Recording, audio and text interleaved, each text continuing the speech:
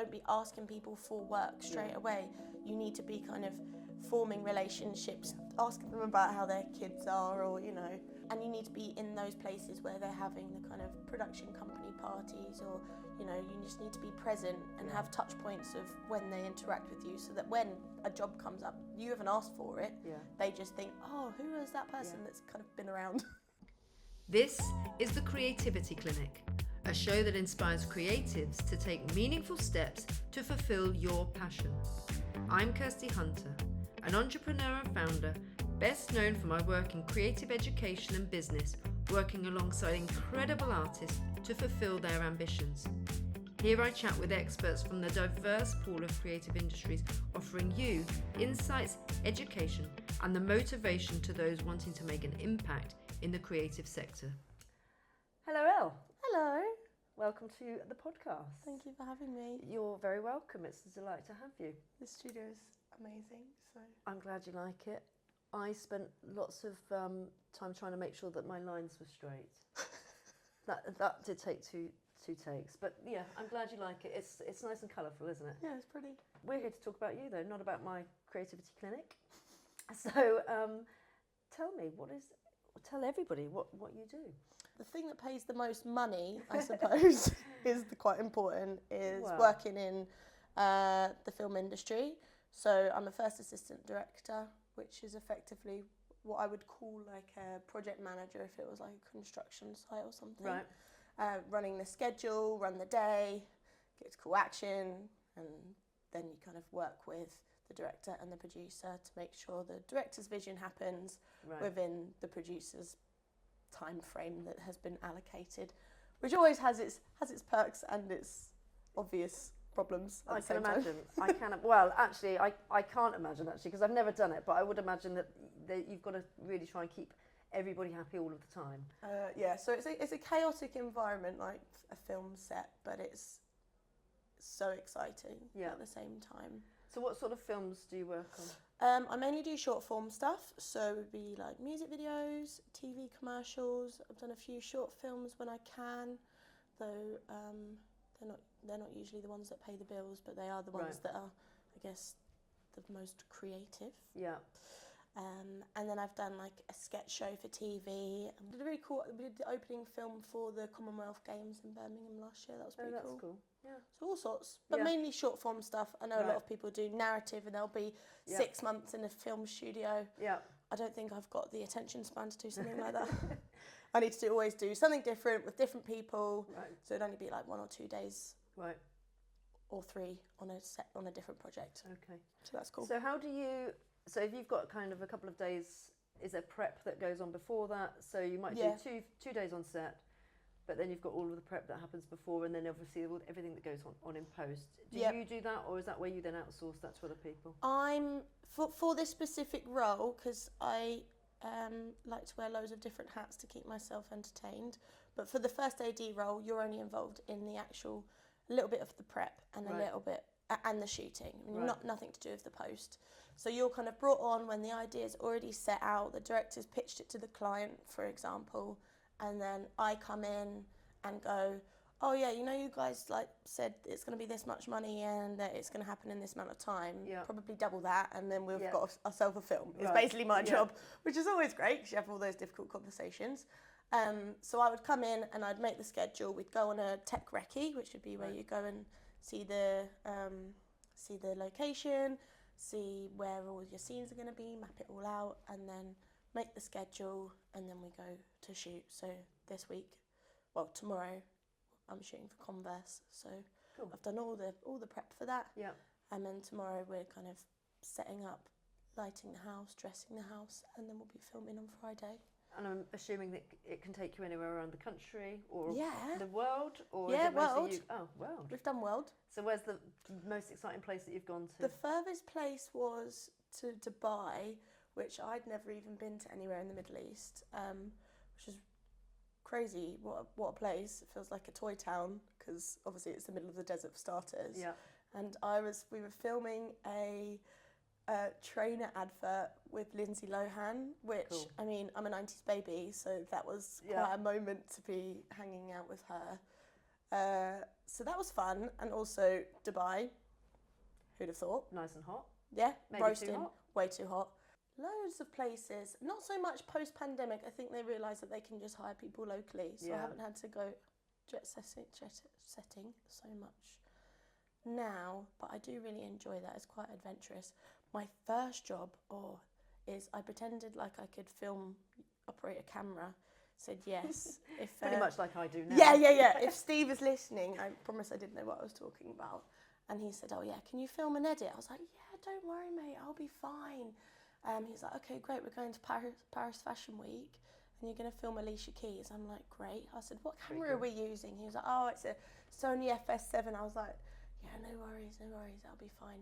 And I quickly got home and I was like, how to use a Sony FS7. Called up my mate. I was like, can you meet me in a pub? I'm flying to Paris tomorrow and I need you to show me how to use this camera. Brilliant. Like now. Fake it till you make it. Yeah, absolutely. I mean, I think that's my MO still now, 10 years later. Just wing it. Just going to completely Yeah. wing it. But it went all right. It was the first abroad job, got shipped out to Paris, thought it was going to be this big showbiz stunning thing. And we were staying in a Ibis budget, which is basically, feels like a prison in the middle of Paris. It's like everything's like this plastic moulded room, like your bed is moulded into the wall and the bathroom's moulded into the wall. And I was like, oh, I thought the film industry is supposed to be like this jazzy, glamorous. Yeah, no. But it actually went really well and it looked really good. So, you know. And you got more work and you are still in the industry now. No one ever asked me to operate a camera ever again. But I did do that and I met good friends from it, so it worked out. So it actually took you on a bit of a journey into a different role, maybe. Yeah. So at the time, did you want to do work behind the camera? I had absolutely no idea. I think a lot of people that are in the creative industries were quite clear on what they wanted to do early. And I just knew I wanted to be surrounded by creative people doing creative things. I didn't know in what capacity that would be. So I just was kind of the yes lady that would say yes to anything and everything. Right. At the Brit School, I did interactive digital design, so I was doing more computer post stuff, like graphic design and website building and 3D modelling and things like that, which ultimately I'm interested in, but very much to look at from afar and not actually to do. But I needed to do that to realise that wasn't for me. Right. I don't really want to sit in a cave. And on a computer the whole time. I need to be moving, I need to be travelling, I need to be meeting new people and being presented with loads of new challenges each time. So I think I needed to say yes to all of the different things in order to figure that out. So operating the camera in that example was definitely this is cool, and it's actually quite nice to know for future when I'm telling someone else what to do, just to have a little bit of awareness of what's going on. So I think it's good to, level up in all the different things and then decide. Yeah. And you're still really young. I am, hopefully. But you started really early, so you were 18 when you started all of this. So you didn't go to university at the time. You went straight into the industry. You're saying you did lots of opened lots of doors. Every door that opened, you're going to go through it. Yeah. Do you think that's enabled you to get to where you are now, or are there opportunities that you might have missed? Were you able to say no to certain things, or are you starting to do that now? I guess I was lucky because I went to the Brit School, so you were around the environment that I think people don't get until they go to uni for some, and you're around people that are just so ambitious and the sky's the limit, so you don't feel like anything is in your way, which is already a mindset that takes kind of 3 years for some people when they go to uni and feel their independence and do that kind of things, So I didn't feel like I needed to learn anything more because I didn't know if I didn't know specifically what I wanted to do, why would I go and sit in a class for 3 years learning something that I might not like? So I'm grateful that I just got started straight away, and I always said to myself, hilariously, because I've just started my Masters, but I said as soon as I get to a point where I feel like I've got to a space, then that's when I'll go to uni, and that didn't happen for 10 years until this year. So I feel like that methodology worked out quite well.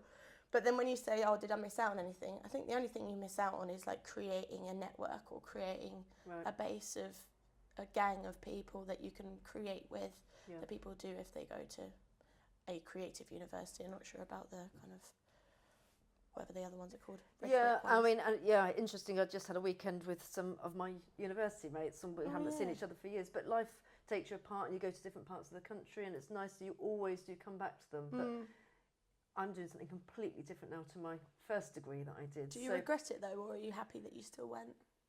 I loved every minute of it, but I think it's really interesting. The journey that I think I went on initially was very safe. So to be brave enough to go, actually, I'm just going to go and learn, I think it's an amazing thing. And I went back and did my master's just recently, and I feel like it was a much better time for me to do that. So the fact that you're doing it now 10 years later seems to make sense to me, because you've had the experience and now you can think everything back and relate it to what you've already gone through. I agree, yeah, totally. I think when people go when they're younger, they're not even sure what's going to be relevant to them yet. Yeah. Whereas at least you can kind of go, at least when I'm in a class, I know, I get that because I did that thing that they're talking about, this one nugget of information. And it's kind of, you relate a lot more, and it connects with you more. Yeah. But when you say about taking the risk early, I was so lucky. I mean, didn't come from money, but at least I knew that if I went to go and take a risk for like 6 months on doing something, I still have a bed to sleep in. You know, I've still got parents, and I've still got you know, a network around me. I know some people don't have that, so I was always aware of the privilege that I had, that I could take a risk for a little bit. Not to mention I was like working 3 jobs in a pub at school and also trying to do my freelance career at the same time, so I wasn't just floating around like, mother, I want to be in the arts. Yeah. It was very much like... Were your family in the arts as well? No, not at all. Yeah, no, my dad does like sales stuff, and my mum is like admin and does like officey things, so it didn't really see, it was a whole new world. You say that though, my sister's also does creative things too, so we just must have been little creative babies. Yeah. Well, do you think they were nervous? Because obviously, having worked in education, and where some people say, I want to go and be a creative, and you've already spoken about having to do those extra jobs while sort of starting out. Were they nervous that you might maybe not make the money that you might need to live? I don't know. I mean, I bought my, a big like, milestone moment was buying my mum a car last year to say thank you for my whole life, basically. And I was like, I said to her, I know you're going to enjoy this, but I'm getting more of a kick out of it than you are, because it was such a lovely moment. But yeah, I'm sure they probably behind the scenes were going, goodness me, what the hell are they up to? But I think we always had backup plans. We were never just sitting in our rooms, you know, writing or sitting and doing the creative stuff. We always were, you know, did the marketing and events thing, and I was working in hospitality as well, and so I think I was, again, it still goes back to the adding the strings to your bow thing. I was always planted. I have a lot of respect for people that can just like nosedive in and just go all in. Yeah. I mean, like you now are doing it. Just doing it. Just doing it. But you've got the experience like to do it. If you did it at 18, my goodness me. Yeah, no, I definitely wouldn't have done it at 18. You're braver than I. So you're a female. Let's state the obvious. Yeah. You were a young female at the time when you started. You're still young. But how is that in the industry? Because we know that there is a predominance, or particularly in the past, a huge predominance of males in the industry, and also not really people that are that age. So how did you break through to kind of get yourself out there and sort of be seen and heard? Shout about loads. I mean, my number plate on my car is Bossy Elles, so I feel like I have to take ownership of that. I think I was very naive, and I think it actually worked out quite well. Okay. So I came in, I was running on commercials, so just being the assistant, making the tea on these big commercials, so just being around a lot of people all the time. I'd worked in a pub with the old geezer regulars for 3 years as well, so I knew how to navigate my way around old blokes, basically. That's a really key skill. Maybe you don't need it so much anymore. Work in a pub and navigate the blokes at the bar. I did the same. It's definitely great character building, and also just being able to just develop your social skills talking to strangers, I thought. And everyone should work in a pub once in their life, don't you think? I think it is an amazing skill to have, yeah. So that was quite handy. And then I was first ADing, even though I barely even knew what the job was, on people's graduate shows that were going to uni. So I basically didn't go to uni, didn't have to be 27 grand in debt, and yet I was like working on these graduate films and making the contacts with the people that had done that for the last 3 years. So it was quite handy. And then the worlds collided, and I guess I just had to suck it up and be like, and just go in at it. I don't know how I did it, because I couldn't do it now. I couldn't do with my little brain in my little 18-year-old self. I could not do it. So just respect, ballsy at the time. Yeah, respect to little me, to be honest. Yeah, it's quite a navigation kind of to get from where you were to where you are now. How do you lead generation? So you've got people, I'm assuming, do they come to you? Do you go to them?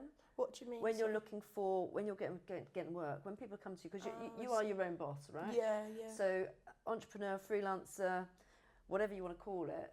How do you get work? How are you getting work? Now I'm really lucky, but that doesn't mean I should feel comfy with it. That the work comes to me. Yeah. So I never actually ask for anything.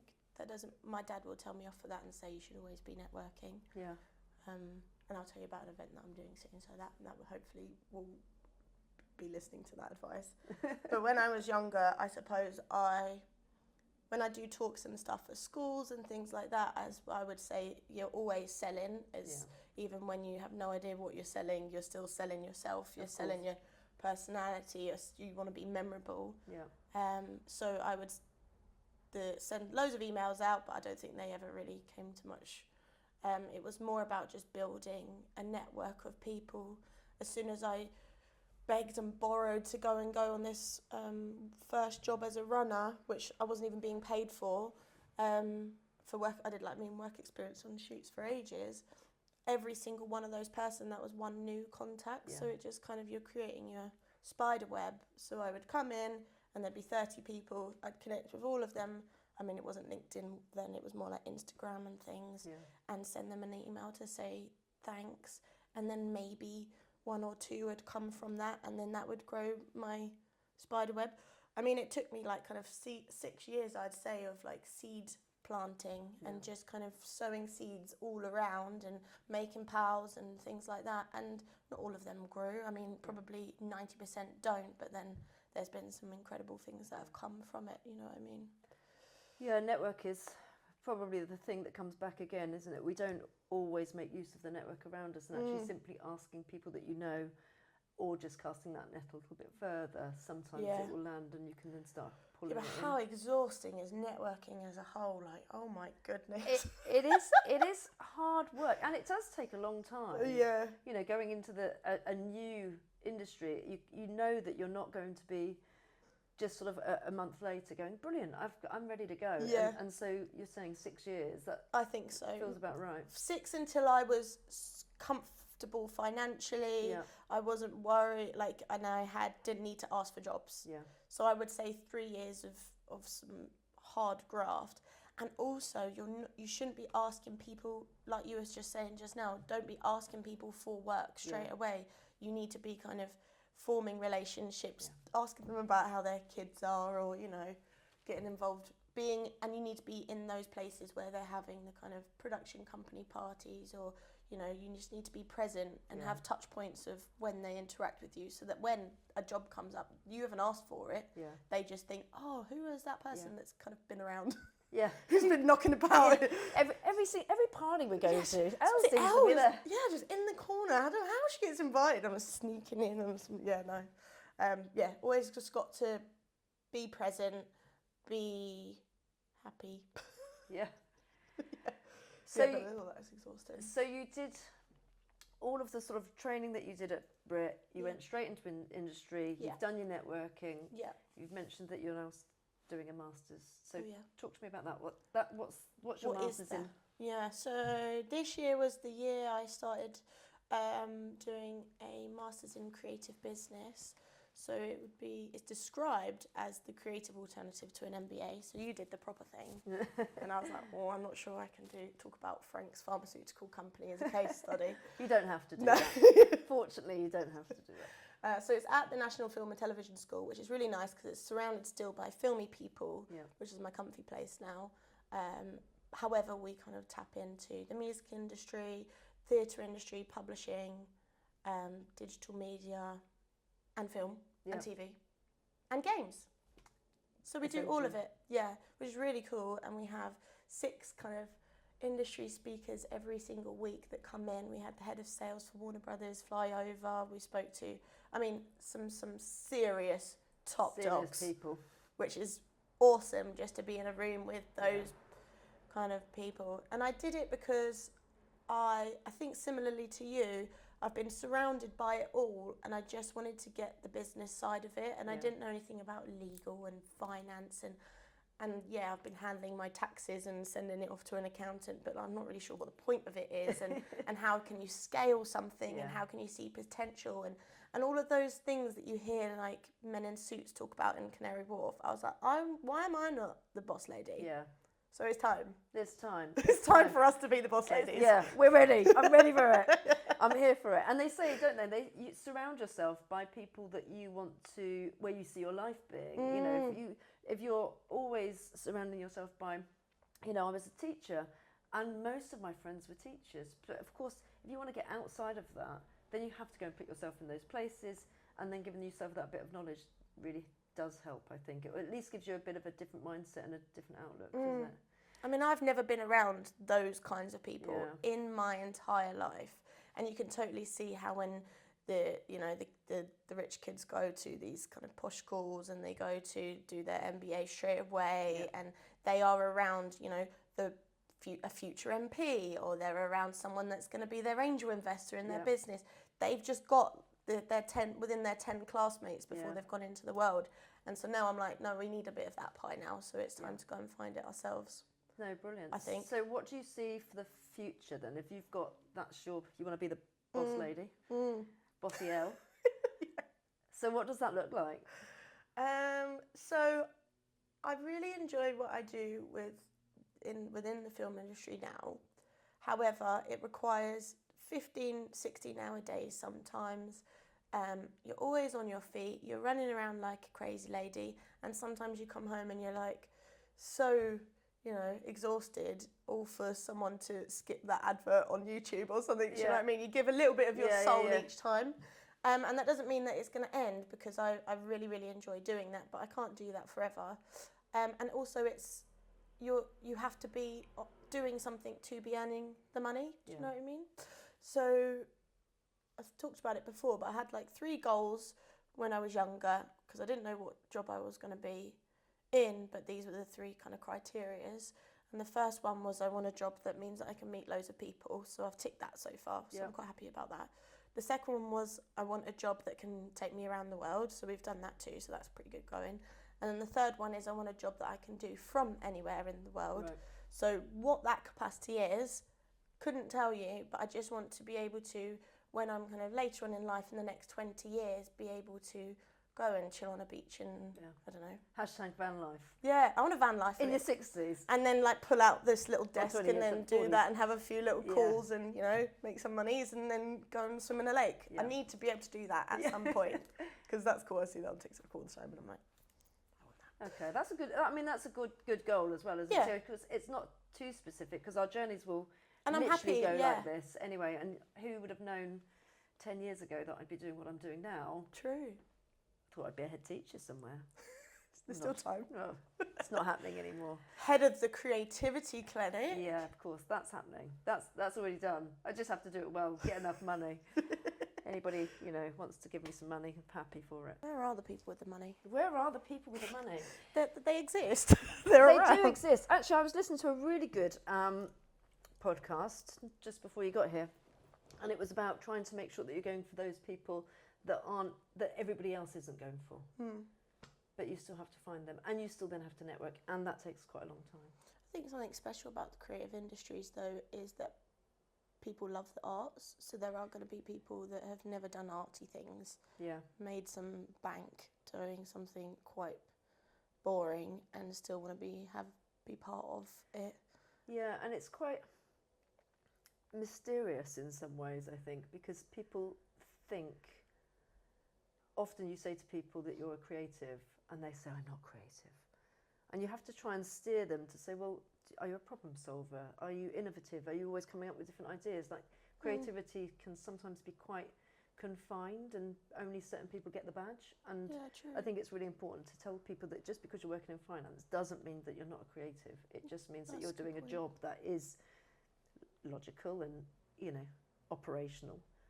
But actually you can still be a creative within that industry. So that's a good point. but they're just not, you know, not the typical. So back to you. Back to you. It's all about you today. Oh, I love it. Most people do. Love it. I absolutely love it. So in the film industry, people might want to go into it, and you spoke about being a runner. What sort of money are people going to be, you know, can you afford to live? It's really expensive. There's a bit of a financial crisis going on. So if I wanted to go into the film industry and I started out as a runner, one, do I take jobs for free? Is that something you'd advise? Or if I do get paid work, what sort of thing am I looking at in terms of cash? Well, for start, what's good to note at the beginning is that within a film set, there's probably 10 times more roles than I think anyone can imagine. I mean, there's no one sitting behind our camera right now, but usually they would be in a team of, you know, minimum of 30 people knocking around behind there, all with a different role. So it's quite exciting to think that whether you're into sound or makeup or even building rigs and flying people from wires, there's something in film that does that. Yeah. So that's cool. So I would think that anyone probably with the skill set, there's a role for you in the film industry. Don't all come because there's not enough space, but a lot of you can. And so that's quite nice. But most people start off as coming in as a runner, and I think that's a really great opportunity to come in, get a lay of the land. You get to kind of assist every department, you know, offer your piece wherever you are interested in, and also just see it all happen around you. And I remember going and I was so overwhelmed because you're like, how do all these people like know what they're supposed to be doing? Because they had a first AD. Because they did have, they had me. So the first few ones that I did, I didn't get paid, but I was so excited to even be in that environment that I didn't mind. And also I had another job that was supporting me. So I took a cheeky like holiday day in order to do that. And I know some people don't have that flexibility.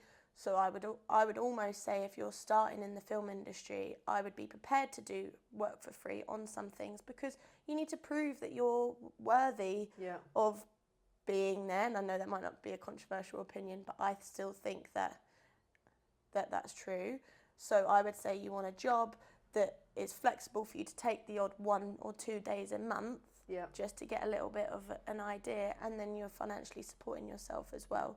I don't think people should be expected to be out of pocket, granted, and you know, you'll get fed. I mean, the lunches on a film set, creme de la creme, usually. Hotels rubbish. Yeah. They know how to keep people happy. Yeah, exactly. Yeah. And you do your fair share of short films. I think everyone pays their dues in some respect. But you can come in and go, no, I will be paid, and see how that works. Because, I mean, I didn't do that, so I can't say whether that works or not. But to me, I would never, for people that come and work for me, I would ask them to come and do 1 day where they would be shadowing, get a lay of the land, and then I would expect to be paying them after that if I thought they were good enough. I wouldn't carry on just using people and and hopefully other people in the industry are also do the same. fair. Yeah. I think And so what sort of cash would you get paid? So if I'm like doing a shoot for 2 days and I'm being a runner, then what would you pay? So commercials have a standard rate card that's set out by a union called BEC2. So I think now a runner rate is 215 a day. That's still pretty good. It's great. I Couldn't mean, do that in a managerial role in a I'll come and be a runner for you. Yeah, £215 a day. So that, but I guess you're not going to be on, because commercials, that's kind of, you know, the most amount of money per minute of screen time, whatever. Right. So I think I was so excited. I did like 4 or 5 free music videos, and then the first one I got paid was 50 quid. Okay. But when I started, I was like, man, I'm bawling. Even though you come back 17 hours later, can barely drive, and you're like, but yeah. So it varies that much. Right. It's up to your kind of how much you value yourself, I suppose. Yeah. But I would say a standard would be like £150 a day for a runner. Yeah. Just you've turned your head because Is that Kitty? we've got a cat that's joined us. Oh, Hello. Evie, do you want to come on camera? Yeah. No. Do you know how much cats get paid? Loads. £500. You should pimp them out. I'm going to pimp them. That's it. Evie, you're getting on the set. Get in here, girl. Come on, let's put you out. Let's see what people think. I'll get requests. I'll probably get more work from her. Yeah. I've got 2 cats. They're both Bengal and Maine Coon Cross. So they're sisters, but they look nothing like each other. Oh, we did this eBay advert, and they had a hamster that was supposedly a trained hamster. Right. Can you train a hamster? I mean, I would have said yes if someone was offering me £500 a day. Matey probably just went straight to the pet shop and got a 20 quid hamster and was like, there you go, plonk. Wow. I mean, it was very cute. They made all these little miniature foods, and then the hamster had to eat like a little mini burrito or a little mini rice bowl. It was really cute. I can't remember how that relates to eBay, but you know. Who knew? You have to have a large budget if you've got a lot of animals then. True. Animal, things that are expensive, stunts, babies, animals, me. Babies like, yeah, I'm expensive, but you get a good job. Yeah. So you've gone from a runner stage, you then get to the point where you've understood all of the different nuances and the different roles, and you make a choice about what you want to go into. Which department you want to go to. Some people go camera, lighting. Yeah. So I'm going to assume, and I could be completely wrong, but your role must be one of the most expensive, other than the director. Director and the director of photography, so the person in charge of the camera and lighting department, probably get paid more than me. But I think that's fine. Like they have quite a technical They've got a big job. They've got a big job. Yeah. And so, are there standard rates for those roles as well? There are, but I think it fluctuates more because I don't really know why. For a DP, I think it's like 1,000 and something a day. Okay. I don't know off the top of my head. And a director is up to the director. Yeah.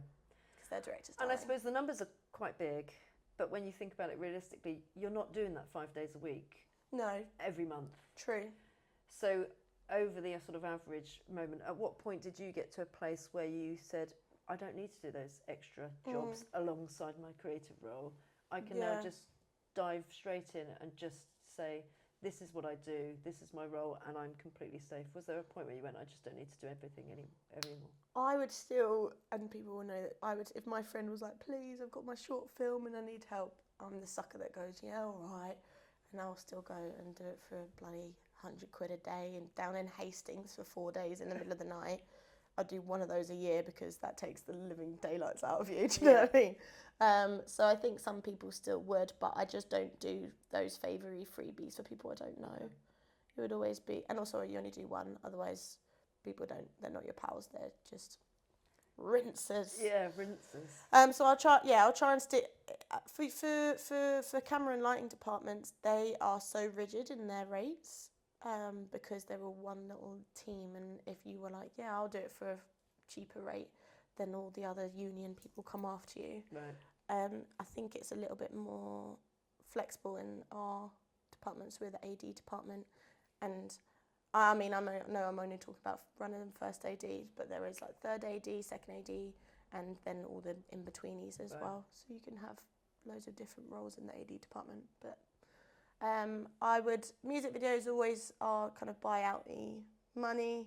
I don't understand why, because you couldn't like negotiate how much it's going to cost to paint your house. Do you know what I mean? Yeah. You couldn't be like, oh, but it's only for like a small house or a big house. It's like, well, how many walls is it and how big is it? That's how much it's going to be kind of based on. But I guess there's a standard rate for the commercial stuff, which I'll always stick to because otherwise people will be after me. But the music videos and stuff is just up to me. Right. How busy I am, how involved it is, because sometimes when there's less money, that's already an alarm bells. Right. If they can't even pay you proper money, they probably can't pay other people proper money. Right. They probably haven't got the right amount of people, and you just know it's going to be a ball ache, excuse my French. That's all right. So when somebody says, right, Elle, I want you, does that mean that then you go and source everybody else that comes on board with that project that works underneath you, or do they do all of the employing of all of those people? I can choose who's in my team. Okay. I don't choose any of the other like the other crew, I'll just choose my second AD, third AD if I'm lucky, and then the running team usually.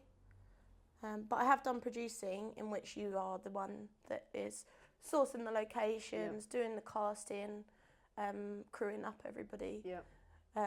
Which is probably the most thankless job, and I respect every single person that does it, because for some reason it's the only industry where everyone hates you and yet you're the one that pays their bills. Oh wow.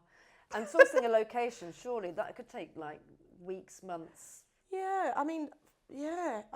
What did we do? I had to try and find a train station that would let you film at recently. I did that in January for a shoot for, I don't remember who it was for.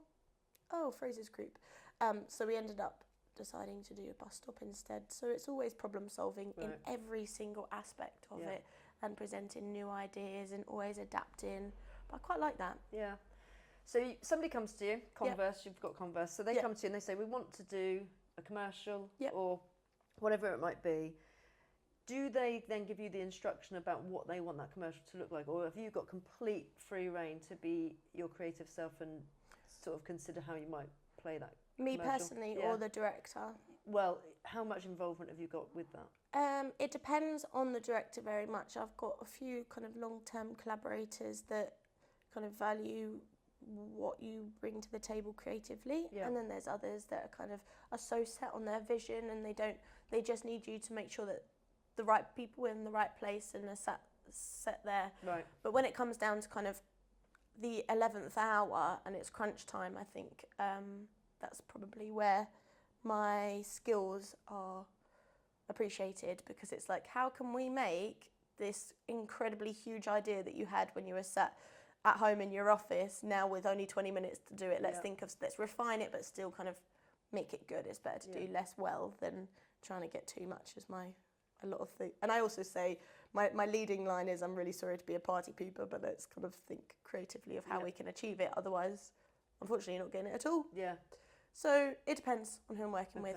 But sometimes you'll have a director that's just sat there and no one will even know they're here, and you're the one they've passed on everything to you beforehand, and then you're the one. They're just checking that you're making sure that you're doing it. Yeah, and they just sign things off and go. Whereas you have more vocal ones that like to get stuck in. But I'm adaptable. Yeah. And then how do you know, like when you've done, like you get to the end of the shoot, you're going to get paid anyway. Yeah. So how do you know that you've done a good job and that is this about views? Is this about feedback? How do you know you've done a good job? Oh, that's a really good question. I feel like I know I've done a good job because people tell you you've done a good job. Okay. I definitely need. But don't people always do that in the creative industry? So that was brilliant. Oh, incredible day. Incredible. Wowsies. No, you can feel the energy, can't you? Sometimes it's a proper uphill battle, and I think some people need to go away and just decompress and then can go, yeah, that was great. You have to back yourself, but I'm an affirmation queen, so I do need people to tell me that I've done a good job. Otherwise I'm like, but I do so many.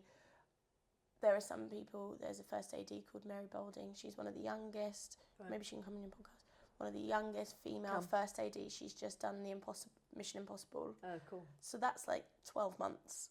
So you'd like to hope that someone's sat down and they've celebrated it and said good job, whereas I can do one or 2 days, and if it's kind of not felt like a good job, then you move on to the next. Yeah, you get another one going. Yeah, but no. So I was upstairs yesterday and we were watching, I've got a 13-year-old daughter, and we were watching classic music videos. Classic music videos back in the day where you'd get your music video, and we all used to watch them, right? Is it the same? Do people really watch music videos like they used to? I have this theory that the only people that watch music videos are the people that make them. Well, let's hope not. I have seen the money that gets put into music videos dwindle and dwindle away over the last 10 years. I'm not 100% sure what the future of music videos are, though they are incredibly fun to make. Yeah. It's a lot more about visualizers and seeing, and audiences want actually more authentic versions of the artist sitting in their room singing the song or walking down the street, and all of that is a lot more cheaper to make than an entire crew of people that could cost upwards of 40 grand, you know. Yeah.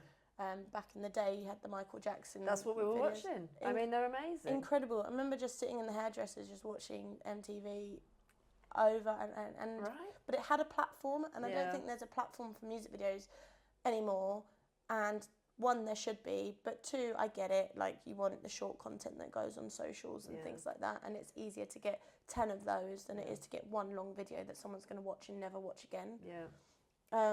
But I did see the other day, and it's kind of been trialled out for the last year, but Spotify are hosting music videos now on the songs, so you can trigger between like the audio only and then the video as well. Right. And so that's already like having a space where people can see an artist in a different way, and I still think it's important to have that, because I know like the Dua Lipa song, for example, like that New Rules one, didn't really like the song at the beginning, but once I watched the video, it kind of adds a whole another dimension to it. Yeah. Sabrina Carpenter, have you seen her new video? I haven't seen the video, but obviously I've heard her music, and she's doing exceptionally well. Yeah, and she's kind of giving old school pop star vibe, and she's just done a big released a big music video with Jenna Ortega, who's the Wednesday girlie. Yeah. And so she's almost like bringing the showbiz back to music videos, and I wonder whether there will be a turning point of, you know, these mega stars that do it, and then the young upcoming ones not so much, because labels don't have as much money anymore. No. There's not as much money being pumped into single artists. They like to spread their seed, which oh, that sounds a bit gross. They like to let me rephrase that and you can edit that bit out. They like to put money in different pots and put their eggs in different baskets. Diversifying their portfolio. Exactly. Which great for artists, because it means that more people are getting a chance. Yeah. Bad for artists because no one's investing all their time and all their money on you. You almost need to do it all yourself. Yeah. And great for record labels because they're hedging their bets, right? They're spreading their risk. And the creative industries have evolved into a bit of a kind of risk-averse environment as of late, understandably. But well, when you have platforms like TikTok where people are just blowing up off their own accord, and like you say, you've got the 20-second reels that are just happening, and the attention span of people just seems to have dwindled. But it's really interesting because the podcast space is huge on YouTube, huge. So it's interesting that people can stay for that long time, and maybe it's changing again. And it would be really lovely, because the power of music videos and we were watching Earth Song. yeah, well, My daughter used to sing it at like 3 years old, so I sort of reminded her, like, well, now watch it back and see what they're singing about. Actually, you see the power of it. So it is a shame, but I think the platform's going to come back. I think that maybe that's it. Maybe that's something you could set up, a new music video platform. Yeah. Genius idea. I don't think we need any more platforms, to be honest. There's enough places. I actually disagree with the whole attention span thing, because there's a lot more, like there's 6 minutes on TikTok now that you can have. People do like sitting there and watching things longer. They call it like the scrolling fatigue, and it just needs something that's like restful, and that's why people enjoy podcasts, because they're sitting there with their pals, in effect, having a chat, rather than just being blown like, hey, what's up? No, here's the information. And also just in cinema, you see it as well. There's a lot more, you know, films that are coming out that are slow burners, or just following kind of, what was that one with Jodie Comer? Oh, I love Jodie Comer. Ends With Us, was it that? It Ends With Us, yeah. And that's a beautiful film, but there's nothing crazy happens in it really. You're just kind of, so I think there is a market for that, and maybe it's being split. But I'm studying it for a case study. The Sidemen, which are like these YouTubers, which I'm sure everyone has heard of, and they've just done a reality show on YouTube, which is hour-long episodes on YouTube. So, and this is for a young audience that are watching it. So I do think there's a market for slow cinema, slow things, slow art. Getting back to our sort of breathing. It all just does a full circle, doesn't it? It does do a full circle. We'll just go back to where we were before. Vinyl's come back, everything else has come back. Oasis have come back together. I mean, the world has now just changed. To be fair, that is fresh off the press, maybe not when this comes out. No, exactly. we're months in. They've already done their first gig. So, if you had a dream kind of film or a dream artist? Like, who would you aspire to work with if you could work with anybody? Oh, I think people that I liked as a kid, when I said about the Lindsay Lohan stuff, that was just, even though it wasn't this, even though it wasn't, anything jazzy as a project, it was just cool to have that person there that little you would have been like, how cool is that? You've made it. Yeah, and I did a music video for Enter Shikari, which is a band, and I used to love them when I was 15, 16, so it's just something that was kind of healing for the inner child. Yeah, bit of nostalgia. Yeah, and I love things that are challenging as well. We did, I can't say who it was for or who was in it, but we did this tennis person's advert. I was going to say that rhymes with something, but I won't go that far. But we had 4 hours to get 30 shots, and we had 4 cameras, and we mapped it all out, and it went excellently, like a well-oiled machine, and they're the ones that give me a good kick. Yeah. I've talked about on a previous podcast about the Sam Fender music video I did in Newcastle, and we locked off this whole road, and we sent Sam and this Steadicam operator 30 feet up in the air, which, one, scary as hell, but we were very safe. But also it was just, he got emotional because he's looking over his hometown. Right, okay. And we were doing something that, created an impact and ended up in the bloody Daily Mail or something. Oh, and, brilliant. For good reasons. Yeah, and it's in the syllabus for A-level media studies, that music cool. video. Which you did? Yeah. Amazing. So, full circle. That's full circle. So, I'm just thinking about that. So, did you have to do all of the health and safety, or does somebody else do all that stuff? I'm in charge of the health and safety, but everyone else is qualified in the thing that they're doing. They've got their NEBOSH. Yeah, so I'm just having to check that they know what they're doing, rather than being You're accountable, but somebody else they know their shit. Yeah. Fine. So for the for that crane thing, you've got the crane techs, and you've got the wire technicians, and you've got all those people, and you've got a risk assessment, and you've got a medic, and you've got all the safety people. If you didn't have that, it would have been like big fat no thanks. Yeah, okay. So do you sign that off that can go? You are the last point of contact between saying yes, we're going ahead or not. And if I had any problems, then I would say it to production, and then they would have to go, yeah, we're not doing it. You hear the horror stories, obviously, of things that happen. Yeah, no, I guess also in that sort of environment, if the weather's bad, something can be going on one day, and that actually we can't film today. It's not happening. So for that example, if it was way too windy, then they would have said no, because you would have gone smashing a platform and Sam Fender through someone's bedroom window. Yeah, we don't want that would doing. not be a good story on the day. I think he would probably be quite tickled by it, but for everyone else, I think that would be terrible. Yeah, not so good. Yeah. Oh, brilliant. So, if somebody wanted to get in contact with you and they wanted to utilise those services, how would they get hold of you? To do what for me? Yeah. Oh, but I do loads of services. Who knows? Could do production. I really want to do more directing stuff. I worked with Stanley Tucci on a Tanqueray advert in Venice, and it was amazing. And we're bezies now. And it's a good bezzy to have. Yeah, he is an absolute G, to be fair. My website, is this what you need? Go. Is this what you need from me? Yeah, this is what I need from you. Okay. People want to get in contact. They want to see Elle on their docket. If you would like to, if you'd like to work with me, I have a website that's lotherington.co.uk, and also we'll put that in the show notes. Yeah, my Instagram for all the fun things I get up to is Alicia, but with X's instead of I's. It's not very easy to pronounce. ELLXCXA. So that's where they'll find you. Yeah. Fabulous. The... It's been wonderful chatting with you. Thanks. Before we're not going to close just yet, because I want to just go, if you had to go back and tell your younger self anything differently, you're in a pretty great space right now, but is there anything else that you would do differently? If I was to tell my younger self, I would just say, you've got time. Like, calm down, basically. I think I put a lot of pressure on myself to be getting somewhere quickly. Yeah. I wanted to be the youngest to do this, youngest to do that, and I don't think anyone cares when you're my age. It feels like it matters at the time. Yeah. But we have so much. We don't have so much time just like chill and coast along. But I mean, I was rushing to get to the top place very quickly, and granted, I'm not there at all, but I did progress quickly, and I think stopping, looking around, and taking the time to learn from the experts and the people around you would have helped me, so that I wouldn't have to have come up with it all myself. Right.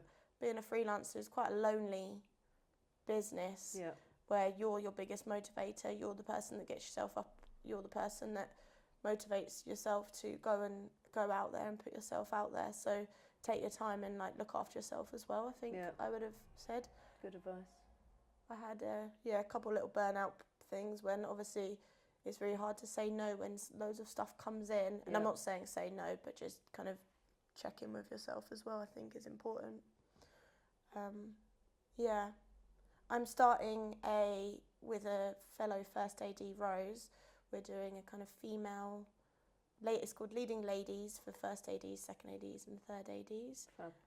So we're hosting that in September, whether this September's been or not when this comes out. Yeah. Which will be our first one in collaboration with the Shoreditch Arts Club, which is really cool, and Girls in Film. And it's just providing a space for mainly us to have a little natter and a goss, but also just to talk to people that get it and in a safe space. Yeah. And I had like some serious horror stories that I'm on when I was first starting, where I was only a runner and people would like message you from the call sheet and it's all a bit icky.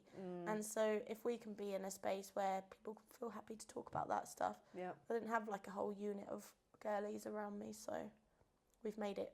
So I'm quite excited about that. That's brilliant. So, and is the plan to have more than that? If it goes well, continue to host those? The plan is to do that for like the first to third ADs, like biannually, and then also kind of doing workshops for people that are wanting to step up, so like kind of the glass ceiling situations where you've been doing it for ages but you don't know like how to go to the next level, and then also do kind of fresh out of film school or fresh out of deciding that you want to do film, and just kind of like a little runner's 101 guide of just one day of like, you've been plonked on set, where do you start kind of thing, because I definitely felt that when I started. So maybe there's a reason why they're called runner, because they're literally running going, I don't know what the hell I'm supposed to be doing. You're talking about your Apple Watch. I mean, the amount of steps I got in was nutty.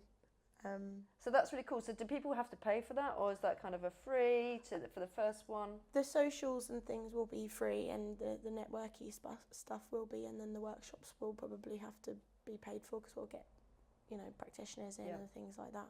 But it's not going to be spenny. No, it's great. Come along. Make a great community for, like you say, females in the industry that want to take the next step and actually just have a community of people that understand and get where they're coming from. Yeah. The Girls in Film is a great, if anyone is a girl who wants to get in film, is a great space that have been the women that run that I've known for years, and they've been doing it for ages, and so I just messaged them saying, can I do like a little division but still in collaboration with you guys, and they were like, absolutely. Absolutely. Yeah, and the more things that happen in the merrier. So, and the industry does seem to, I think both government and just sort of creative industries are really starting to put and invest in film at the moment. I think they're realising how much money it makes for the country. So there seems to be that there's more pots out there that are really focused on film. True.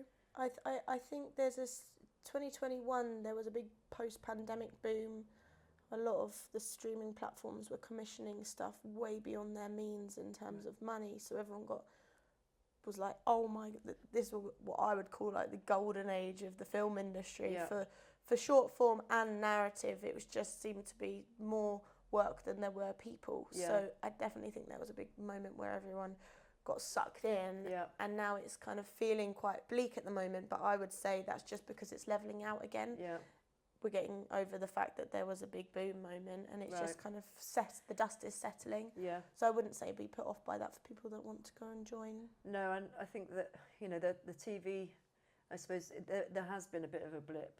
No, you're absolutely right. I was speaking to a lady recently, and she was an exec producer that was for one of the main broadcasting houses, and she literally was running and delivering Amazon parcels because there's literally no work. And she says you go down to the Amazon depot and it's surrounded by loads of like TV execs. Stop. Yeah.